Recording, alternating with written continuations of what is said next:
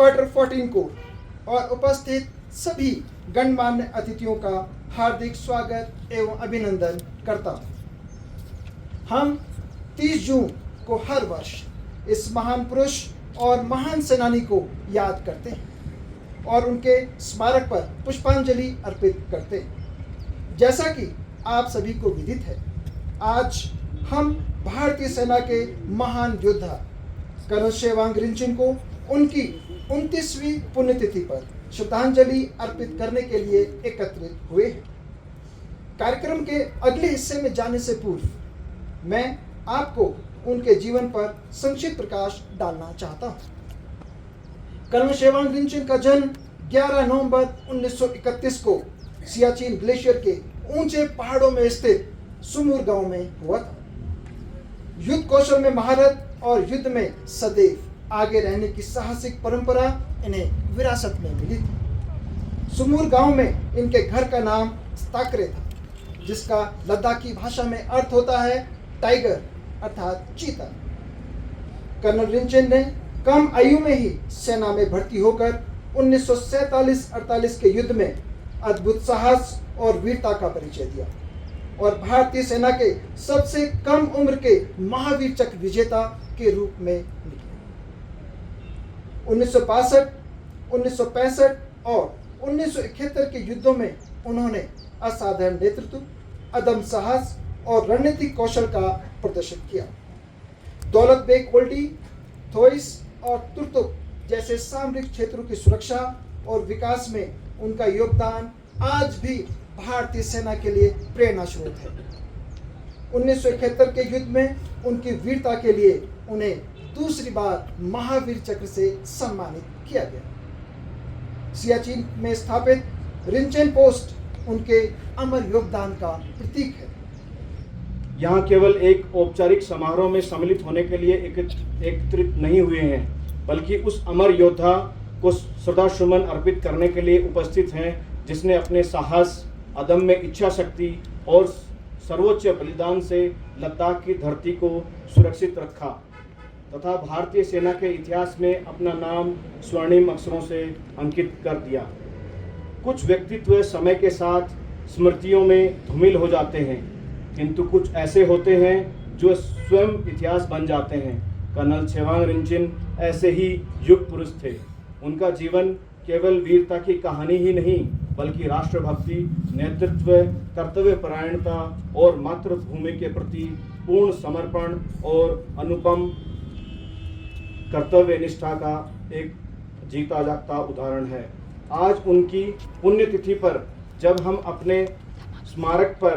उनके स्मारक पर श्रद्धा के पुष्प अर्पित कर रहे हैं, तब हम केवल उनके अद्वितीय सैन्य योगदान को ही नहीं, बल्कि उन जीवन मूल्यों को भी नमन कर रहे हैं जिन्होंने उन्हें देश के महानतम वीरों की श्रेणी में स्थापित किया।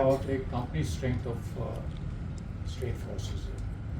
Indian Army took quite a long time to get to the Valley. Now, Nubra Valley had no presence of the state forces, so they wanted to raise volunteers, particularly belonging to Nubra Valley. And Colonel Rinchan was, as mentioned earlier, a student of 8th standard in high school Lake. He volunteered as a commandant of Nubra Guards. Nubra Guards, I think it was company strength or less than that, held the raiders from coming over to Leh by itself. And the raiders were held up in Nemo for 1 month by the state forces before the Indian Army landed in Leh. Now, in 1962, when I was a student of high school Leh, Colonel Rinchan was a Subedar in the state forces. And he had organized a mock ambush in Kiguta, I remember it. And we high school students were invited to witness him. He was Subedar Rinchan of the state forces. The this was a mock drill, representing what the Indian forces had done in Bazar Konka in 1948, and which repelled the raiders from village completely. Now, he was at the trigger of a light machine gun mounted on a tripod. The Pakistani raiders are coming through the gorge of Keguta. There were about 30-40 of them. Doctor आंदोलिया कोने नमचा हमारे तुझे छेज मुझे ये वो छत मचा रहा यानी ये जब कुर्सी है जातो यहाँ ये जब चीज़ें से ना आते हैं ज़रा स्कोर ना 14 कोरे लोग सोच लेते हैं ये बांग तुझे छेज में ज़रा स्कोर ला कर्नल सेवांग रिचेन स्कोर ला अक्सर कमा जिम्सा जिससे बोल रहा था समझे जैसे हमारा चिकन में क्या इन ना गुजिक ने फाल ला मैंने कर्नल सेवांग रिचेन मुझे मिंचान तो पिना आया माने चुगुज़ाने बेजाने सुविधा रिचेन तो सुविधा रिचेन मतलब मिंचान तो पिना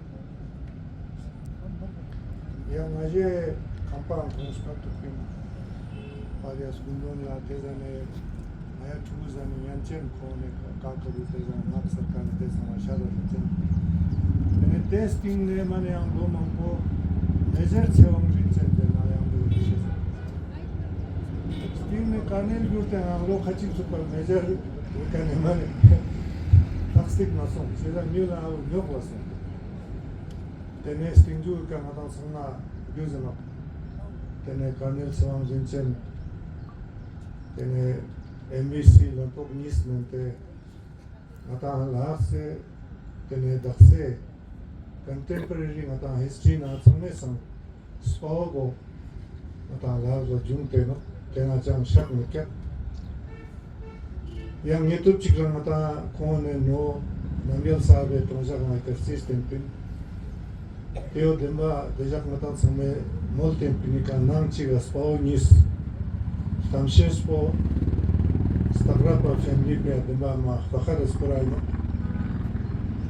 Teo shkot pasamanye kone nangzang sangmala ma kashi delekjin yang tukje chejin I jakpo lojum university za CSPA nye yang spera mampo miju Colonel Saab Skola nye personal ngara kone po interaction chazani chi thongjuna ko mane mi khatang jik tang puji jukse to gala ma tang ko mane deniam chitong ni aman khora zada mir gala maja one te jane zari chendam jansong ma Colonel Saab mane te isugna mane shkada mir mane stigma chap yang mata jal jane mane no sam choste jakta sa te o demba kone tene character nama teo ma takpo de pinane chi chenga ta mi chenmo tumste am chungun la tene chungun sorse teo kon nama ne miruk teo shkot pasana your precious time to grace this solemn occasion for the wreath laying ceremony of my late father. Although he left us 29 years back, but his contributions and sacrifices will continue to inspire generations to come. So he stood to protect the motherland at the tender age of 17 when he was just a schoolboy, and then he went on to fight all the 4 wars that time during his lifetime. Between India, China, and India, Pakistan, in 1948, 1962, 1965, and 1971. And every time he gave crushing blow to the enemy.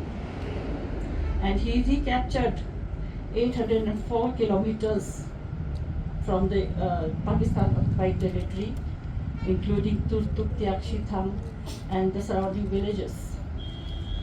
So he not only conquered all this area, but he also won the hearts of the people of Turtuk, Diakshi and Thang, because they still remember him and honor him. In recognition of his courage and sacrifices, the government of India honored him with Bharatu Mahavir Chakra, Sena Medal and mention in dispatches. And thus, as already been spoken, being one of the 6 Indian soldiers to have been decorated.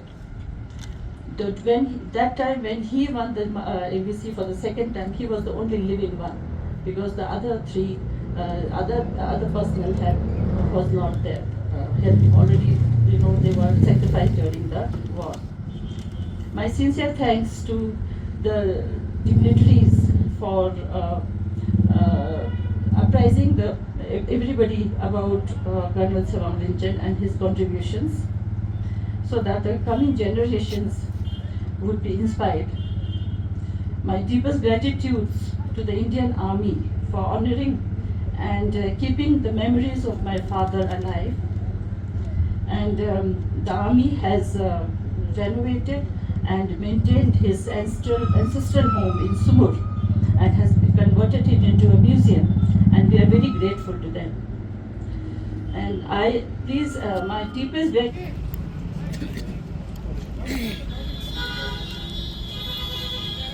ये आज lieutenant Tsewang जिनका 29th death anniversary जो है observe किया गया है, उसको लेकर क्या? जी, उनका आज 29th डेथ एनिवर्सरी है। तो आज हर साल लद्दाख स्काउट्स रेजिमेंटल सेंटर और आर्मी की तरफ से ये हम पूरे फैमिली मेम्बर्स मिलके मनाते हैं। तो वैसे तो वो गुज़र के इतने साल हो गए हैं, लेकिन उनकी जो उपलब्धियां हैं, जो उन्होंने किया है, वो मुझे लगता है कि पूरे देश में मतलब उस टाइम बहुत दिक्कत सामना करना पड़ता था।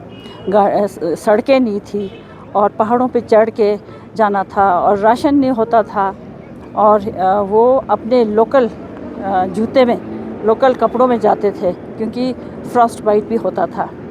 और उनको बहुत मुश्किल सामना करके, ऐसा ये नहीं था कि मतलब एकदम गाड़ी में जाके कैप्चर किया, ऐसा नहीं था।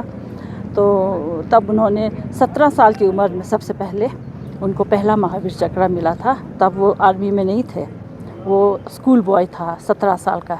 तो उन्होंने तब देखा कि पाकिस्तानी इन्वेडर्स नुब्रा की तरफ से काफ़ी आगे हुंदर तक पहुंच चुके थे। तो फिर उन्होंने अपने साथ जितने भी जो लोकल्स को, वॉलंटियर्स को ऑर्गेनाइज़ किया और उनको नुब्रा गार्ड्स उन्होंने ऑर्गेनाइज़ किया। तब कोई रेगुलर आर्मी नुब्रा में थे नहीं, तो उन्होंने फिर उनको पाकिस्तानी इन्वेडर्स को बिल्कुल धक्का मार के बाहर, मतलब काफ़ी देर तक दूर उनको पीछे हटा दिया। तो और उस time we won the war that time. तो उस टाइम उनको पहला महावीर चक्र मिला था। तब तो वो बच्चा था 17 साल के। फिर आर्मी ने उनको आर्मी में इंडक्ट किया था, फिर उनको पोस्ट फैक्टो ये अवार्ड मिला था। So he is the youngest recipient of Mahavir Chakra till date. फिर उसके बाद 1962 में चाइना के साथ उनकी उन्होंने बहुत ये गलवान नाला और ये